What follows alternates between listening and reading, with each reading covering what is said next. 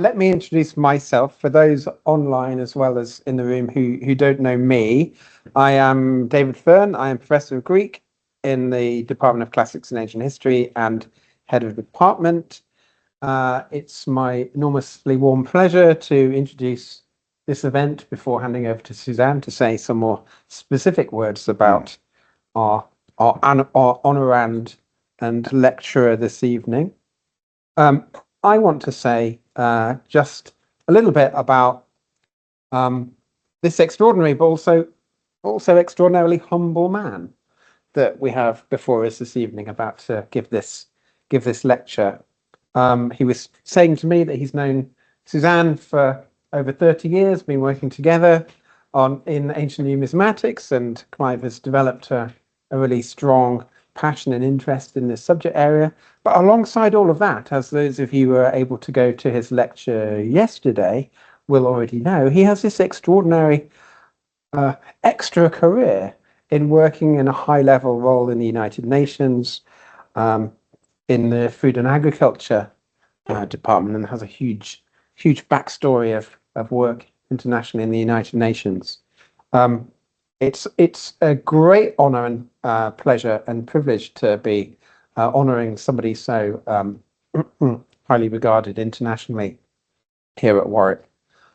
It's a great testament to the department's strength, research power, including and especially in ancient numismatics, and hopefully that will continue for a very long time to come. I'm not going to say anything about the content of Clive's expertise, or indeed the content of Clive's lecture, because I'm going to pass over to my fellow professor Suzanne Frey-Cooper to say a few words of more specific detail about Clive's expertise. Let us warmly welcome Clive.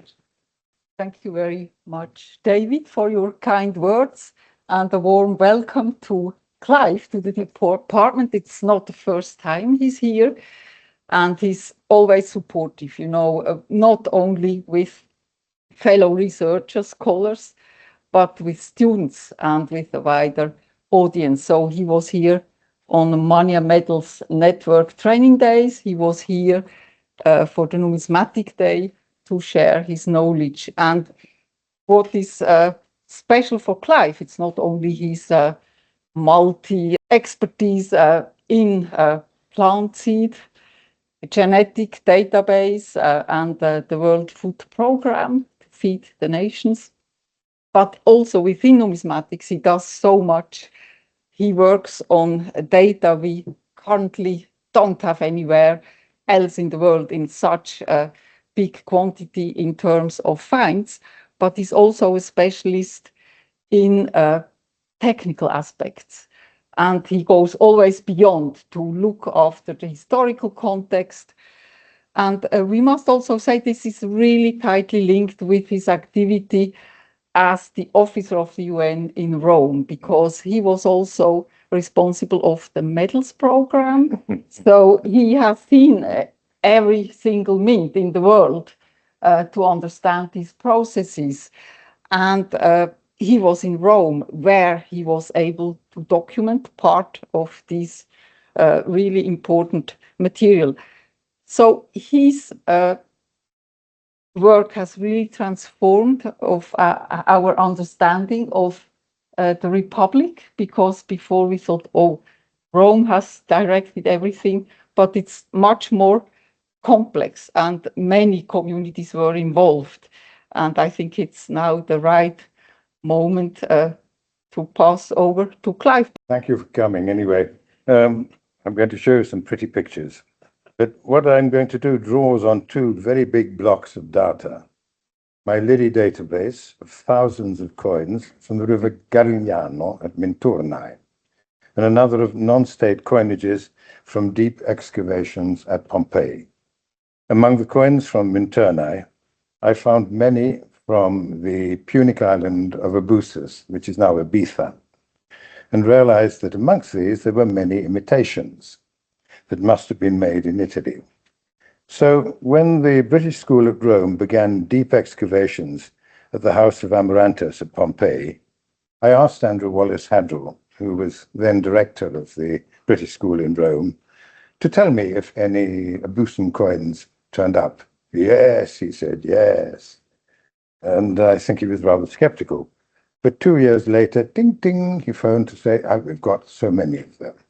And I must thank Andrew very, very much for having then arranged for me to be able to see the coins from many of the relevant digs. And in Italy, it is not always easy to get to see material.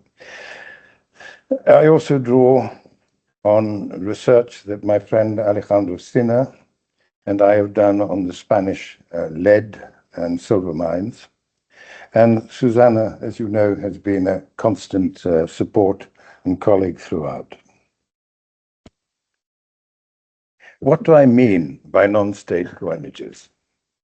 Basically, coinages made not by states, but by various social groups and individuals in order to supply the small change that the market needed, when the state did not do so.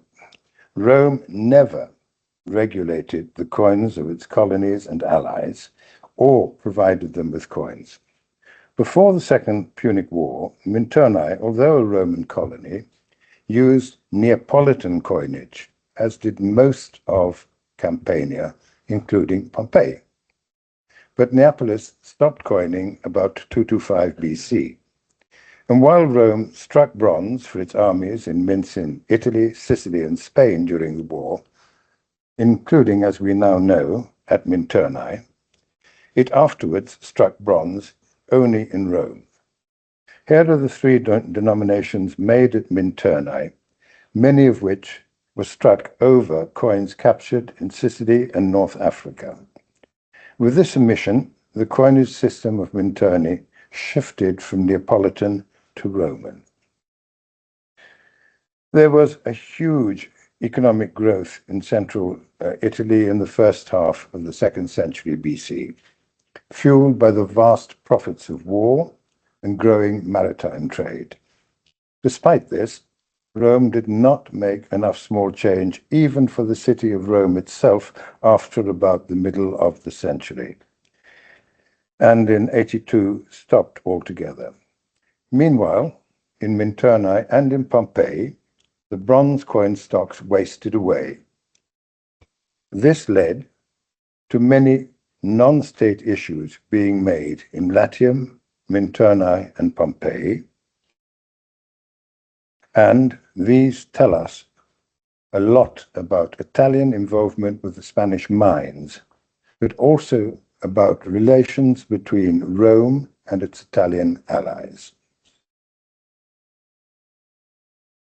A group of Romans who traded with Spain through Minturnae made many coins and lead pieces in both Latium and Baetica, southern Spain.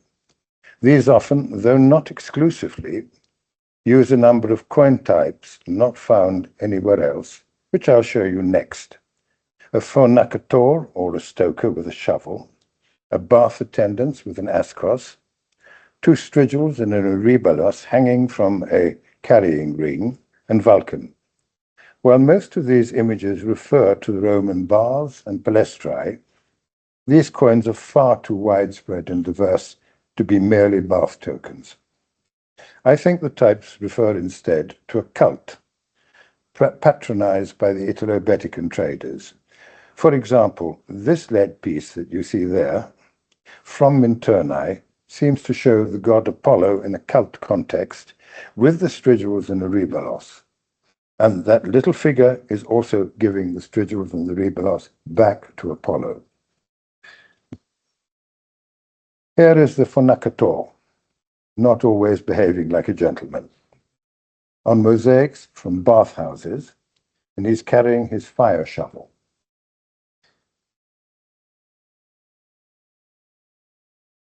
And here he is on bronze and lead pieces from both Latium and Baetica. He's often macro or ichthyphallic. The strigils and euribalos are another diagnostic image of the Italo-Baetican series, and here is the bath attendant as well, also macrophalic with 2 asci. In both Latium and Baetica, we often find a man carrying the stridules and the erybalos, and in Latium, a dog. And here are the stridules and erybalos on their own, and the bath attendant carrying an ascos. The last of the diagnostic types is Vulcan. And you can see you have them both in Italy and in Spain. I think some of the bronze coins were made in Upper Latium, including in Rome itself. The others were definitely stuck in Minturnae, as was all the lead. All the Italo-Baetican types are found in Minturnae, as you can see here. In Latium, the Italo-Baetican group can be traced back to about 140 and traced as far forward as about 50 BC. There are 2 phases of Minturnian involvement in the Spanish mines. The first involves the coastal mounds around Cartagena Mazaron during the 2nd century BC. I have so far found no Italo-Baetican images from this area. But there is Minturnian lead with Italo-Baetican types from the Isola Pedrosa wreck of about 135 BC. In the 2nd century, in the 2nd stage, during the 1st century, the Grandes Plomos Monetiformes show that the Italo-Baetican traders played a central role in the mines of the Sierra Morena. Who were the Italo-Baetican traders? This is the evidence from Italy. We virtually know nothing about these people except for the numismatic evidence, but this is very rich. I cannot trace them epigraphically, I cannot trace them prosopographically, and I cannot say exactly what the institution that they had established was. We know then that they were active from about 140 BC. The quadrants at top left is the only regular Roman coin with an Italo-Baetican type and must have been made by a member of this group. The whole omission is unusual. The denarius is the first to break with the traditional Roma head chariot types. The obverse is a head of Mars. The reverse copies the Ocene of the gold stater of 225 to 212 BC. Crawford linked the denarius to the truce of C. Hostilius Mancinus that was made with the city of Numantia in 137, and it is possible that the Italo-Baetican group was involved in some way in these events. The types of the denarius were subsequently used by the rebels in the Social War. The purse from the Italo-Baetican, from the Italo-Pedrosa wreck of about the same date belonged to a trader from Minturnae and show that the Italo-Baetican group was active in Spain by at least that time. In Italy, the Italo-Baetican group made a huge issue, which I call the Panthers, which overstrikes date to the late 80s. You can see them at the bottom of the slide. I think the Panther was probably made by a supporter or supporters of Sulla after his return to the east, probably for use as a Satyrion by his troops. My reason for saying that is that the Italo-Baeticans in Cordoba were showing the Athenian New Style tetradrachm probably because of their interest in Sulla. The Italo-Baetican Panthers are an enormous issue. I've now analyzed 485 coins and identified the dies or die of 476 of these, for a total of 102 obverse dies and 152 reverse dies. The number of singletons also shows that there are many more dies to be found. This is an enormous issue. But there's also continuity in the Italo-Baetican group. As I've said, in Italy, we can date Italo-Baetican coins from about 140 to 60 or 50 BC. We can organize many of these coins around the panther. I'm showing you here coins of the Annia gens, which strikes for much of the period, always writing its name with an initial legate AN. The Italo-Baetican traders must have had some sort of corporate existence to have lasted for so long. The Italo-Baetican traders in Minturnae were involved with the silver lead mines of Baetica, as I said, in two phases. First, during the second century, Securitates named after their owner or owners worked the coastal mines around Carthago Nuova. There is a die-link group here of small lead pieces from Minturnae, signed by members of the Furia, Baebbia, Numicia, and Samiaria gentes, all of whom were active in lead training and lead mining during this period. Second, as the coastal mines were exhausted, the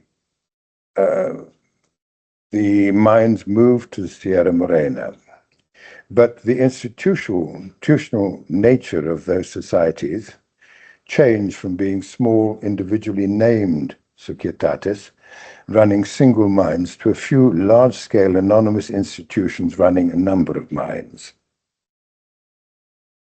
Here you see those three gentes that made the lead pieces, which turn up in the epigraphic records in Carthago Nuova. In addition, Pliny mentions that the Samiarii, as we have now restored the name, had a mine named after them in the interior. Who were the Italo-Baetican traders? What is the evidence from Spain? The Italo-Baetican series in Spain differ in a number of ways from those in Latium. Nobody signs issues in the two places. The very large plomos monetiformes characterize the Baetican series. The numismatic evidence seems to show that the plomos began during the first half of the 1st century BC and continued to the 50s. On this map, I show the material evidence of what we know of the anonymous mines in the interior. Finds of the plomos cluster around Corduba, and the seals of the Securitates Cordubensis, which seems to me to be more likely than Castanolensis, Sisaponensis, and the Securitas that signs SBA, as well as a mine run by the city of Cordoba in, as you will see, as part of what I call the pictorial seals, are all present. It seemed obvious to me that the plomos were made in the city and that members of the Italo-Baetican group were part of the city elite. I think that Cordoba was a service center for the different societates generally. This recent study shows that both the Societates Cordubensis and Sisaponensis were present in the mining area and not limited to one area, which makes it possible that both were headquartered in Cordoba. Paz Garcia Bellido suggested reading P.S. on some of these plomos as Publica Societas, despite the unusual word order. She did not assume that it dealt only with the mines and suggested that it handled agriculture on public lands. Whether or not PS means Publica Societas, a number of the plomos certainly refer to agriculture, probably to wine or oil. Although the furnicultor on the plomos was not a miner, the Italo-Baeticans of Cordoba were certainly involved in mining. One of the pictorial seals that I recently published carries the name of the city itself and seems to show that a mine or mines were managed by the group on behalf of the city. The images on this seal, I think from the Posadas area, are are part of the same group of seals, and they reflect the plomos of the Italo-Baetican group, as you can see here. The reference to Sulla's campaigns against Mithridates VI of Pontus date these seals on the plomos to the 80s BC. However, the Italo-Baetican group's sphere of action seems to go beyond the Cordoba area and even beyond the areas where the Latin language dominated. At Baiuibam, Salassia in Portugal, a number of bronze coins and this large lead double unit, not known in bronze, form a unity that is clearly different from the usual coins of the city. This one includes the Furnacator. I think it probable that all these coins were made by the Italo-Baetican group, although there is no mining in the area. If so, it seems likely that the group was also involved in other things. In this case, I suspect the city's rich fisheries. In both this case and that of the Plomo from Sierra Lucena near Valencia, with the stridules and eribolos, an Iberian script is used. The anonymous mining societates seem to have had similar structures and were probably overseen by a single managerial class. For example, both these societates made issues of coins marked with their initials in a series of dots, which must have had the same function, most probably as a company money paid to workers who could then spend them in the company shops. The middle coin is marked first SC and later SS. We do not know where these coins are made. I mean, we do not have any finds to say where they were made, but the double marking suggests that the two societates use the same workers in the same place. Similarly, the two seals below have a very similar obverse heads, although they were issued by different companies. It seems probable, then, that Cordoba worked indifferently to service and supply the mining companies of the region. These two plomos record eulogistic acts because the bull garlanded for sacrifice, by far the commonest type on these plomos, and also because of the portraits of the benefactors, here with the legends El Hareni C and a member of the Maquis. The Furnacator on both pieces identifies the users as members of the Italo-Baetican group. They are a sign of the high status that the members of this group enjoyed in the city of Cordoba. It appears that the role and nature of the Italo-Baetican traders had evolved between the time of the coastal mines and that of the later large-scale anonymous mining societies of the interior. It is likely that the members and the servants who had settled in Hispania were now acting as local managers and agents of Roman elite investors in a number of aspects of the colonial economy, including the anonymous mining societates. They also directly managed the city's own mine or mines. These Spanish plomos and seals with Italo-Baetican types, all from Minturnae, are proof of the city's central role in the Spanish mining industry. No other of these pieces, with one exception, have been reported from anywhere outside southern Spain, although allowance must be made for the fact that excavators tend to ignore lead.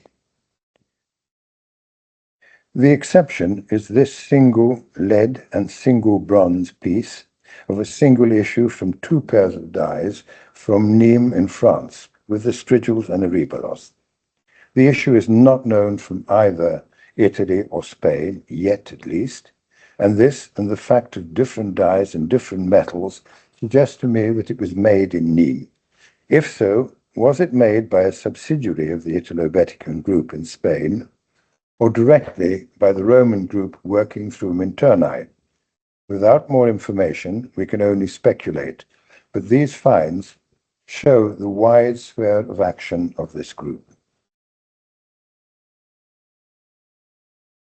Pompeii and Minturnae are about 100 kilometers apart by sea, and there is easy sailing between them.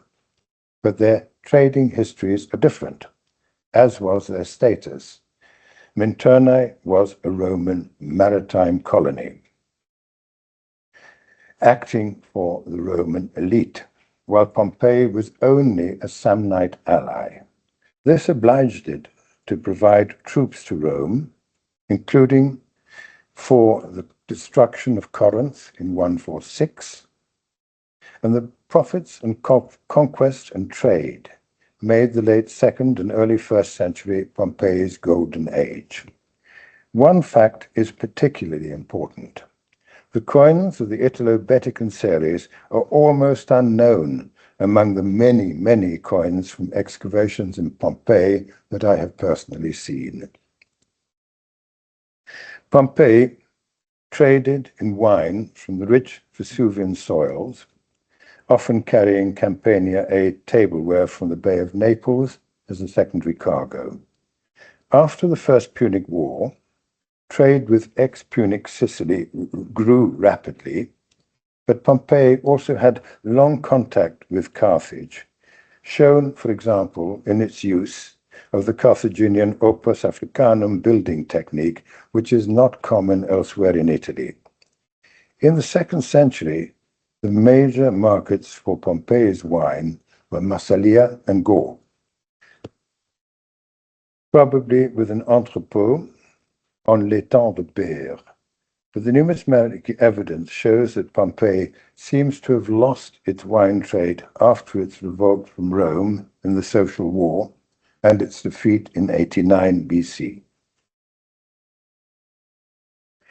In the early period, because of a need for small change, Pompeii imported a huge block of Abusan bronze, probably in the 160s or 150s.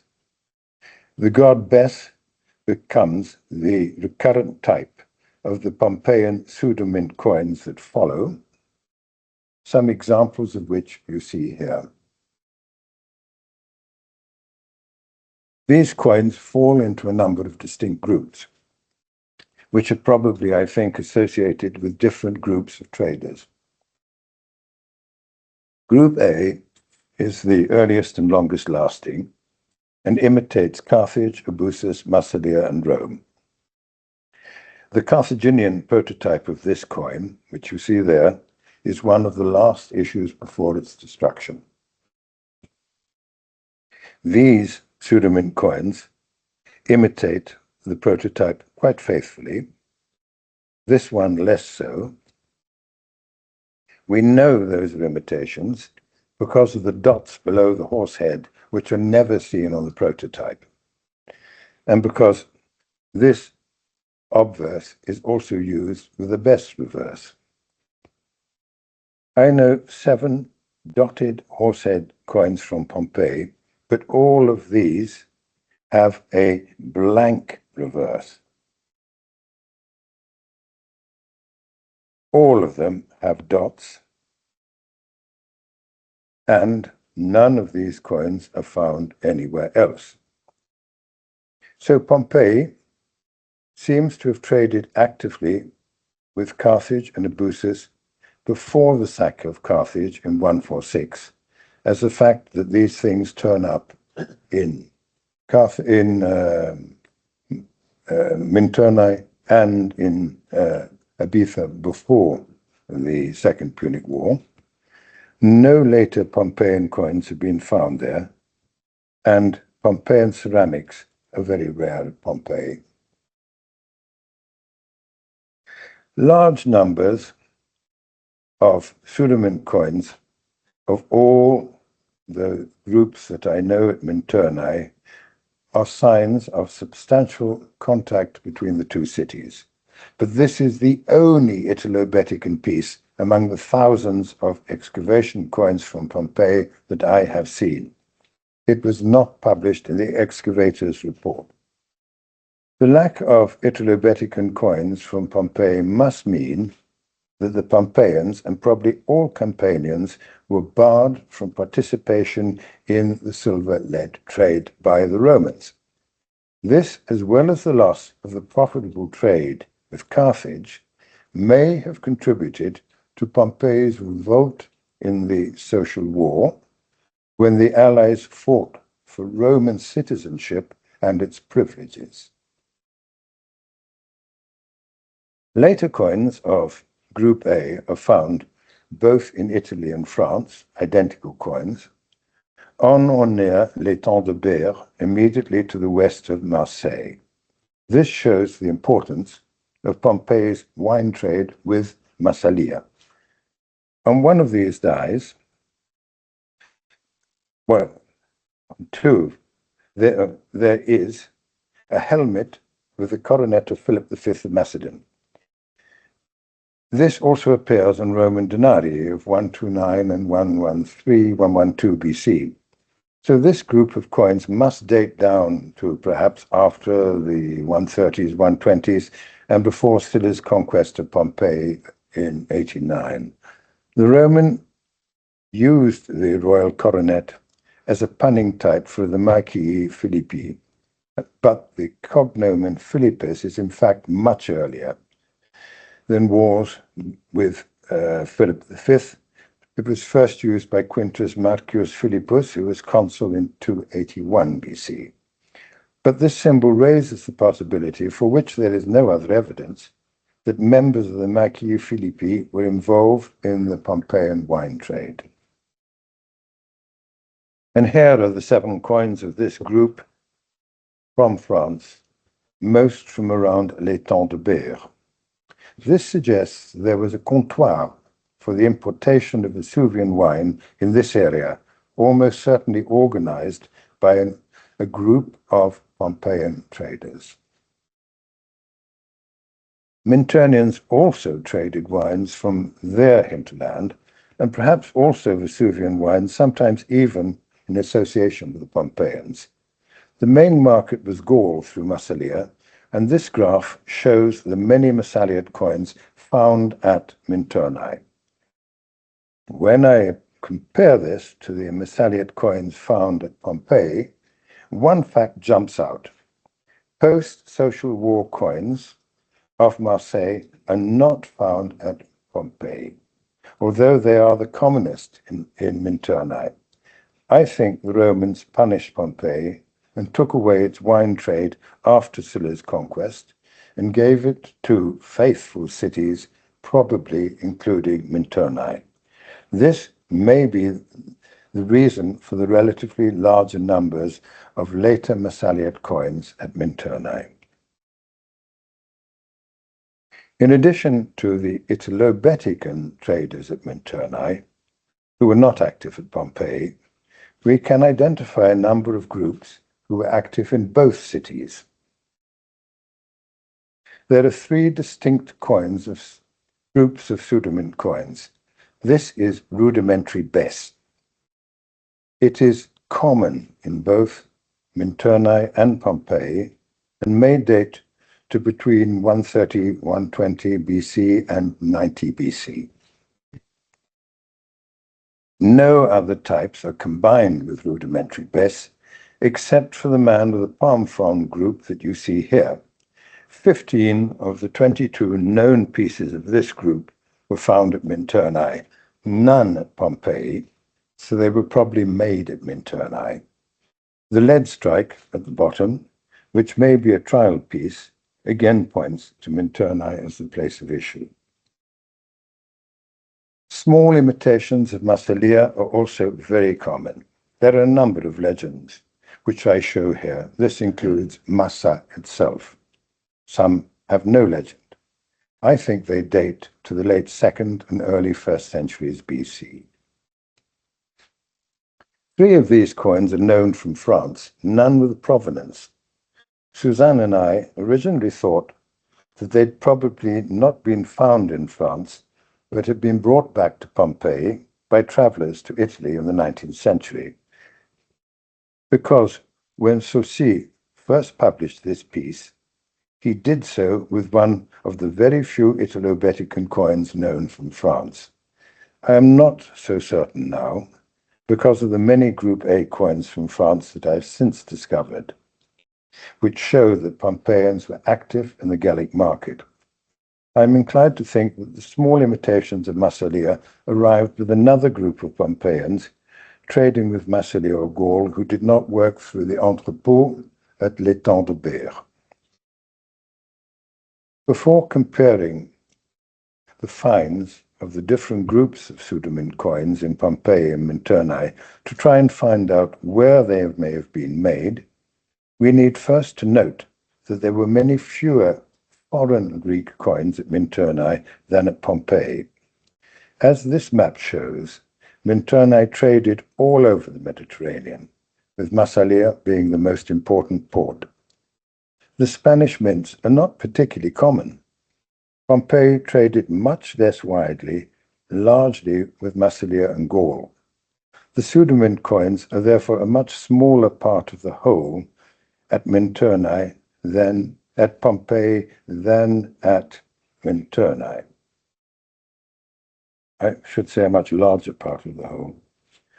When we compare the relative presence of these four groups of pseudomint coins in these two places, the red figures, it is obvious that Group A and the small Massaliad imitations were made at Pompeii, and the best man with palm frond coins were obviously made at Minturnae, while the rudimentary best bet coins may have been made at both cities or in Minturnae. This suggests that there were a number of groups of traders active in both cities with cooperation between them. Most were probably Campanians, perhaps with Roman partners, but none of them were involved in the silver-lead mines, which the Roman state, and the Italo-Baetican group in particular, kept tightly to itself. My conclusions. There is numismatic evidence of two and only two maritime trading states in central Italy at this period, Minturnae and Pompeii. Minturnae was the main port for trade with the Spanish silver-lead mines. This seems to have been wholly or largely in the hands of the Italo-Baetican group, who were Romans working through Minturnae. The Isola Pedrosa wreck, 140-130 BC, and the Tai Vetur quadrants of 137 are the earliest sure evidence of this group, but it was probably active earlier. It is disappointing that we have no information on the Italo-Baetican traders other than what we have got from coins. In the 2nd century, the group of lead pieces with the Italo-Baetican types from Minturnae signed by Furi, Baibi, Numicia, and Samiaria were probably made by Securitas trading in metals with the Cartagena Mazaron mines. In the 2nd century BC, Italo-Baetican traders or their agents settled in Cordoba and probably managed the Roman elite's investments in various sections of the colonial economy. These included agriculture, a mine or mines owned by the city of Cordoba, and the large-scale anonymous mining societates and supporting services. The Italo-Baetican coins at Salacia may reflect involvement in fishing and their products as well. After the Second Punic War, Pompeii traded with Carthage and Eleusis, but trade with Eleusis stopped after the Second Punic War. It is probable that Rome did not allow Pompeii and perhaps any Campanian city to share in the exploitation of the mines.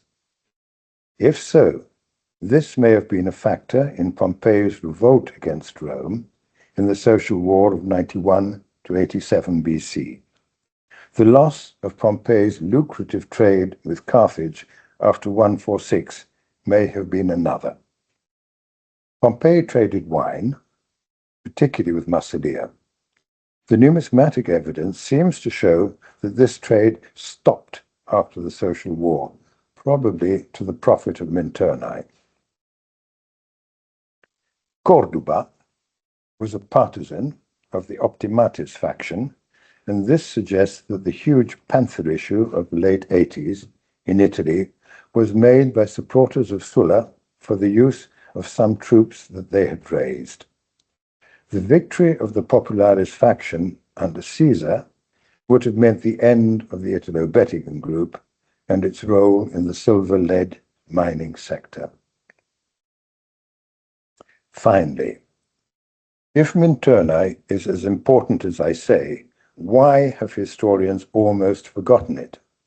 The reason, I think, is that the city never struck coins in its own name, whereas during the First Punic War, Rome's Campanian colonies and allies coined for the troops that they were obliged to supply to Rome, all with Neapolitan types, as you see here.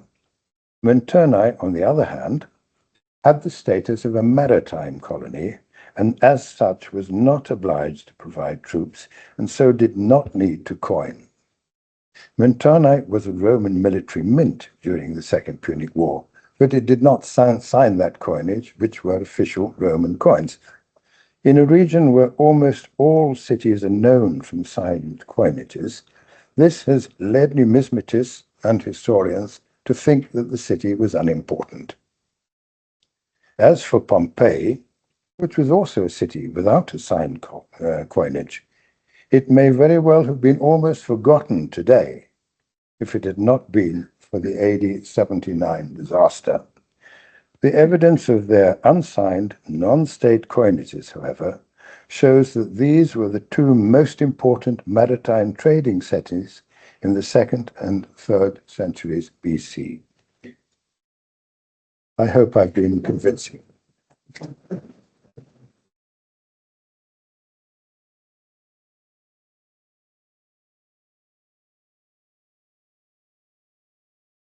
Okay, so thank you very much, Clive. We'll now begin the Q&A session.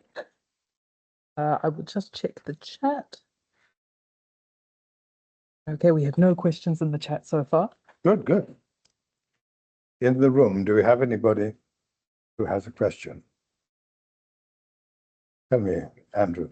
Thank you for this wonderful tour de force of how so much information can be built up in such horrible little pieces of materials. So, Yeah. a real example to all of us.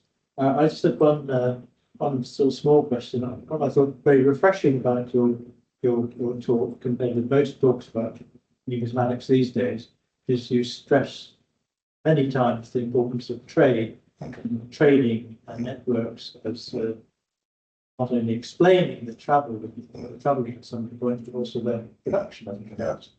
Yeah. The only case where you didn't was in your Panther bonds, is where you wanted to go for a military discussion with the explanation with the Sulla or whatever. I just wondered if maybe there's a non-military explanation possible there. Thank you, Andrew. Firstly, I think what I have shown is that numismatics is not purely a secondary discipline. Properly used, properly understood, with support of archaeology and epigraphy and everything else, it can be a major source of historical information.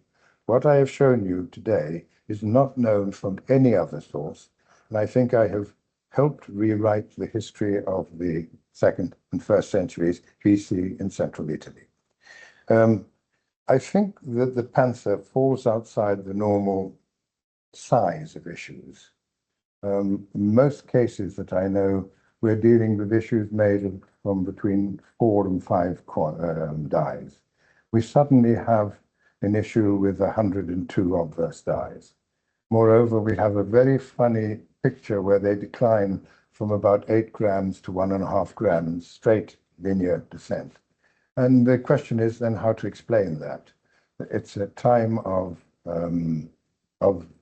I think, a crisis. It's also not likely to have been used for a simple city, for example, because there are just too many. They also turn up both in Rome and in Minturnae and other places. And I can also date them by the overstrikes to the 80s. So looking for a reason, it seems to me that that is a citarion. And looking for who made them, they're definitely part of the Italo-Baetican group. Knowing that the Italo-Baeticans were optimatis gives me the feeling that I can date them more precisely than, say, mid to late 80s, which I would otherwise have done, and suggest that they were actually partisans of Sulla's on his return from the East. But I'm pleased to be able to show that numismatics is definitely not, when properly handled, merely something which archaeologists can use to date sites. In fact, this is the other way around. The numismatics is leading the history, not the other way around. We have a question from Lars, who says, most interesting. You show several different types of lead seals. Can you say something about the function of these lead seals? Thanks, Lars. That's an interesting question. When I published them, I was interested to see that they are of different thickness. They take the form of one cap, a second cap under it, and a round bar between them. Some are very close one to another, others are quite far apart, which makes me think that they were used for different purposes. Traditionally, it has been said that they were used to seal bags of ore moving around, but the very close ones are too close to have been, I think, used on a simple Hessian sack. And I think they may also have been used as identifications of ownership. Perhaps they had a tax reference function. They're very interesting things, and they are very important in showing that we actually have some of these turning up in Minturnae. There is also epigraphic evidence of the links between Minturnae and Spain, but those seals are very interesting. I found them on the market on sale in Spain, actually. We have others? No more questions currently in the chat, but Liv congratulates you and says your research has been masterful. And Lucia says, thank you, Clive, masterful use of the numismatic material. And Lars also thanks you for answering the question. Yeah, somebody here must have a question. Tell me, what's your question?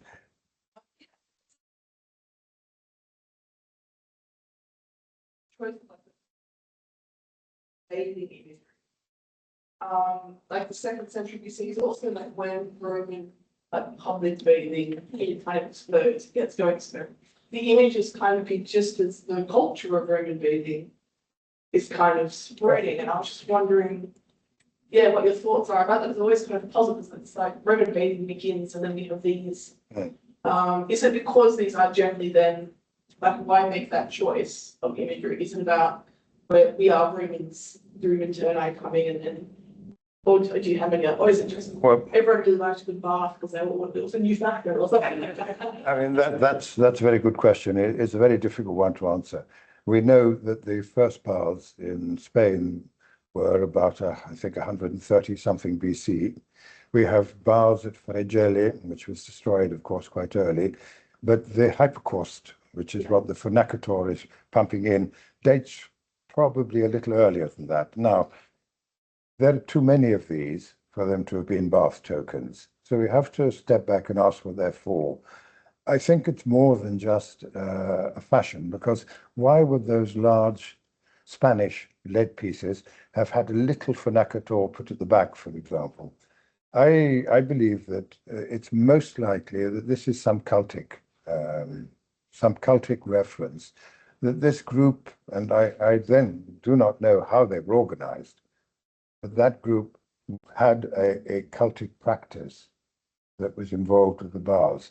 I can't find a better argument, but I know that these things were not actually directly used with or by the baths. It is a cult of the bath. Well, they're knights of the bath. Well, you have to look at the gods that are involved. The gods do turn up. Apollo turns up quite frequently. Apollo comes into Spain with the Roman colonists. It's not a cult of the bath, it's a cult of the god in the bath. So it's basically the soap rather than the water. But But yes, it's a very, very odd thing. Now, one of the things really that I also strive to understand is why this thing should turn up on what is an official Roman quinarius, not quinarius, quadrans. It is very difficult to explain. Well, the Romans managed to put a drain on their scenario, didn't they? Yeah, they did. They have But- a slightly different attitude to these things for us. Yeah, but this is a symbol which obviously marks a particular group. So I think it probably is part of the infighting in Rome at the time of Numantia or like that is behind it. And, you know, Crawford wrote his famous article about Numantia and this period like that. Andrew? Yeah, so I mean, the conclusion there was two and only two trading cities in Central Italy. Now, what I'm curious about is I would guess that every year there was probably dozens of articles and 2 or 3 books published related to the economy of Roman Italy. What has everybody been assuming? Have they been assuming that there was generic trade in the Bay of Naples without knowing where it came from, or have they been assuming something else? Well, firstly, you missed a comma, and then the statement that made these sort of coins. This is only two trading cities that made this sort of coins. The usual way of watching trade is through ceramics, and there's a lot of work on ceramics, and we do know that other places were exporting. And we do know that you can trace these. We do know that Bay of Naples stuff was being found in Spain quite early.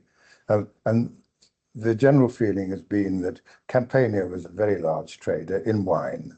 And you have other things. You have oil, you have fish coming back from the other side and so on. But I think here we've got the first real, I think, quite definitive link between a city and the mines. That is something which has never been seen before. No one has yet discovered that. And I mean, we know quite a lot about Pompeii, but do we see that there was wealth that accrues to Pompeii and Minturnae from this trade, including those interruption of Pompeii after 90? Yeah, well, you know, there's obviously at Pompeii a statue that was brought over as loot from Carthage, not Carthage, from Corinth. And it has been argued, and I think conclusively, that Roman armies at Corinth, which sacked Corinth in 146, included Pompeian troops. So we know that Pompey was involved, as were all the allies of Rome, in the army, and loot and war and the enormous amount of wealth and silver pouring into Italy definitely stimulated the economy. And on top of that, the large number of slaves being brought in has usually been argued to have allowed latifundia to develop and the productive side of the wine industry to really steam ahead. Under good conditions, probably that area was able to produce 3 times the amount of wine it could consume. And that is very important. I forget how many million amphorae there are under Old Toulouse, but we do know that it was a massive, massive trade. So the wine trade, to a certain extent, has been followed before, but nobody before now has been able, for example, as I did here, to show that there is a specific point on l'étang de Berre, and you have the same coins that you have in Pompeii turning up in France. So that opens up, if you like, our understanding of that. Now, it's also possible that there were other trading cities, but none of, well, they definitely were, but none of them made these coinages. Short one. You have the names of the coins, and there are also inscriptions in Minturnae. And I know you have studied them. Maybe just give a. Well, I did do a paper on the the lead, the isotopic markers in the lead. And we know that the lead trade began first on the coast. We know even that the interior was using coastal lead before those mines opened up. And we know that both those leads, but mainly the mixed leads or leads from the coast, came to Italy because they turn up not only in the lead pieces at Minturnae, but also in the imitations made in the area. Now, why and when did this happen? I don't know, Suzanne. It's difficult to say. As for the names, we also studied those. And the epigraphy shows that there were many, many Italian groups, mainly from Campania, who moved to Spain and were involved in the Spanish trade. But what I've come to, the conclusion I've come to, is that the Italo-Baetican group were Romans from Rome. And these coins turn up at Rome in quite considerable numbers. Now, I have also been able to decide which of those issues were made in outside Minturnae and which were made in Minturnae by looking at the relevant numbers I have and comparing those to other places or other groups where they occur. Certain things are made in Minturnae, others I think are made in Rome or near Rome. Okay, we have a couple of online questions. Lars says, maybe a peripheral question. In my experience, many lead objects slowly disintegrate in museum drawers. You are an expert on lead objects. How can we save them from disappearing? It's a real problem. I had a lot of material from the River Lily, and I'm afraid I left some of it in a bank that had a flood, and that led to loss of quite a lot of that material. Lead is very sensitive. It can really decay quite fast. The material that is coming out of the river in Pompeii is beautiful. It's not in Pompeii, in Minturnae. One of the great joys of working on the river at Minturnae is that the coins are pretty and well preserved. I'm not working with the dregs that we see in many places. On the other hand, the coins from Pompeii, the soil is quite hard. You sometimes can't even identify the coin until you've cast it, because the cast actually gets rid of the colors and you can see it. But Lars is right. Lead is a very difficult thing, and I'm afraid people have tended to regard it as minor. Now, Claire has done work on tokens. It's important because many of these are lead, but they are very delicate and they are very easily destroyed. Well, we have another question from Andrew Wallace-Hadrill. Thanks so much, Clive. I was always struck by your demonstration of the links between Pompeii and a wide range of Western centers. Your account of the function of non-state coinages for states which did not coin in their own right is also striking. I now find myself struck by how Pompeii embraces symbols, like this, of other centers without embracing anything distinctively Roman. Should we read this as a form of cultural independence? You know, Andrew, it's a very important question because, as you pointed out to me, I owe to you having drawn my attention to the fact that Opus Africanum is used at Pompeii and nowhere else. Looking at the Babette Berthold has shown that there was trade from that area into Sicily after the First Punic War. And I think definitely there was a Carthaginian cast to what was happening in Pompeii. My friend Albert Ribera once remarked to me, when we were at Pompeii, I look after the coins from some of his excavations. He said, you can see that the Romans saw these people as real enemies because look at the mass of Carthaginian amphora here. Okay, I do feel that it is very possible that the Pompeians, who'd become very rich through their trade with in wine and through their participation in Roman wars, were also very annoyed by having lost their Carthaginian trade. It was a major trade. They were, I think, probably the main importers of Carthaginian agricultural goods. And then again, the second thing that must really have riled them is the fact that although they were trading in the areas of the mines, they brought wine into those areas. They seem to have had no contact with the Italo-Baetican group, who I think simply stiffed them. And if I were a Pompeian, I might have been tempted to revolt. I think you're right. There is some history there which needs to be considered.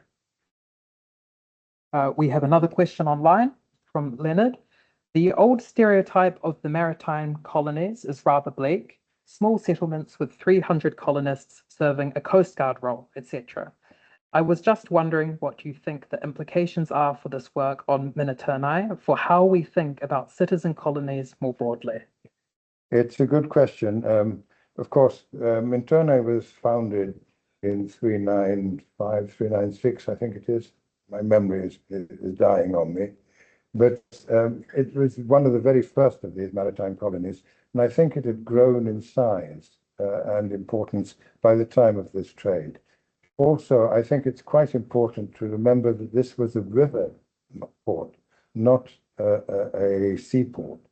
And one of the things that also has led to people not giving enough importance to Minturnae is that it was a river port. But we know from elsewhere that river ports were very important in those times.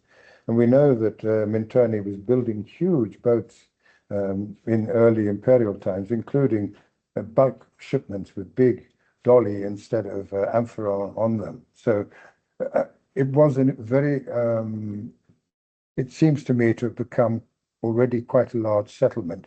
But this is all dependent on archaeology, and I don't think we have the proof yet, already by the time of these trading adventures.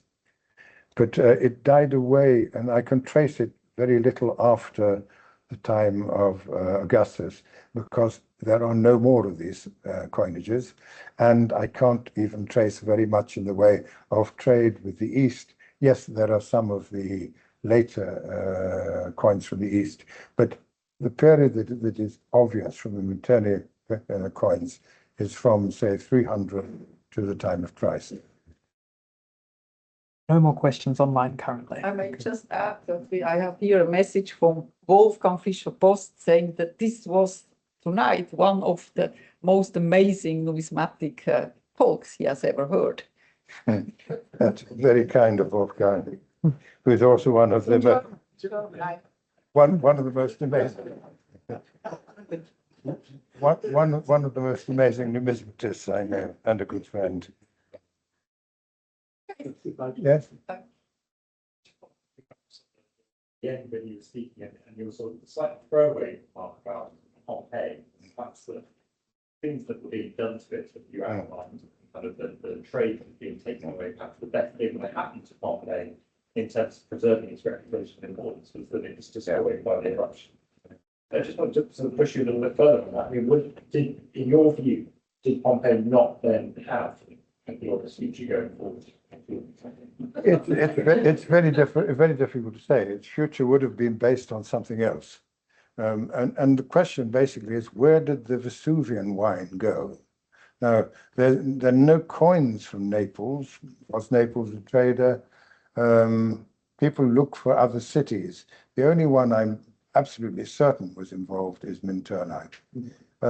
And again, it's a question of their status. These are Romans stiffing the Campanians, but the Romans were also investing in huge amounts in Campania, and the elites of Campania and of Rome were mixed at this stage.